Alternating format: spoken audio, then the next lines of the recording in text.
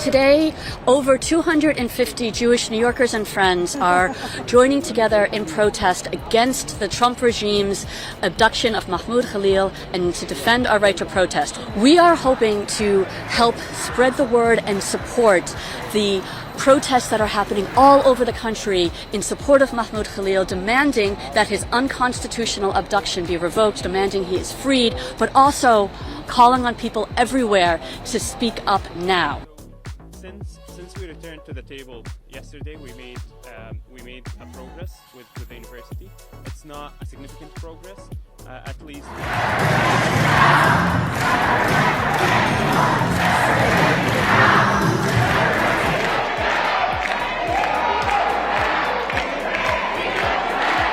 Those arrests are for trespassing, obstructing governmental administration, and resisting arrest by virtue of us having to carry some of the people out of the Escalade. There were no injuries, there were no incidents, there was no damaged property.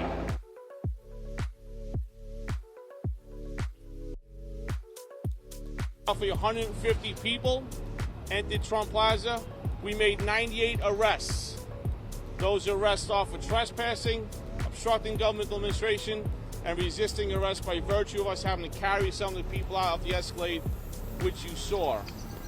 The NYPD, our Secret Service, Trump security. When I got here, the mission was simple. Secure the perimeter of Trump Plaza, make sure there was no issues in the building, and then we can proceed with making arrests. We gave warnings on our pager system, and once we did that warning 3 times, the NYPD, with its professionalism, as you saw, went in and made the arrests.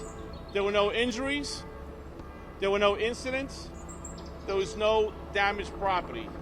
As we stand right now, as you can see on the corner, there's about 50 protesters, and the prisoners are heading down to Central booking. Like I said, 98 prisoners, trespassing, obstructing governmental administration, and resisting arrest. Within 2 hours, the NYPD, with our Secret Service partners in Trump security, had this situation cleared up with no issues. With that, I will open up to any questions you might have. Hold on. We go right here, and I'll go to you too. Can you explain, this is a public place, what the violation was? It is open. So it's a public access area open to the public, to your point. Once Trump security deems it to be a problem for them, they become the complainant. We get permission from them. We give the warnings. As you know, some people left and some people stayed on the bottom floor, and we made the arrests. Did the security level around Trump Tower change once Donald Trump returned to the White House, and what is security typically like here? I'm not going to go into security numbers. Obviously, it did change, but I have to stress the point that it's a public access area, so it's tough for us. But within 10 minutes, notifications went out.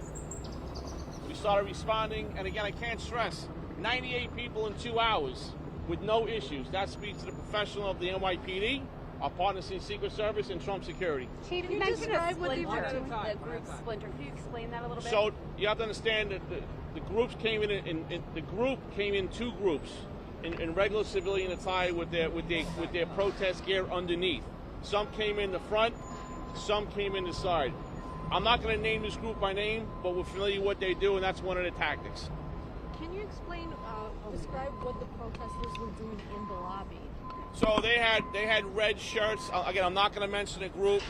There was one universal saying on the back, and they had multiple sayings on the front of their red shirts. But basically, they were protesting the war in Palestine.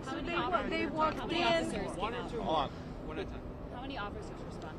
We had numerous officers, as you could see, and we brought a strategic response group in. They do this the best, and I'm very proud to say there were no incidents whatsoever. We did it safely, calmly, and we accomplished what we had to do with our Secret Service partners in Trump security. You knew that they were the charges will be violations for the trespass and the obstructing government administration and the resisting arrest. That's a Class A misdemeanor, no felonies. You knew that they moved from Central Park over to Trump Tower. Had you been watching that movement? Because I mean, that came out in a press release. That I'm not aware. We average about 15 protests a day here, so that could quite be possible. One more question. Yes, Will right you here. be changing the logistics?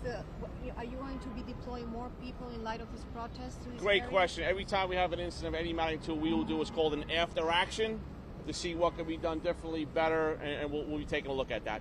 All right, thank you. Thank you. All right. Have a great day. My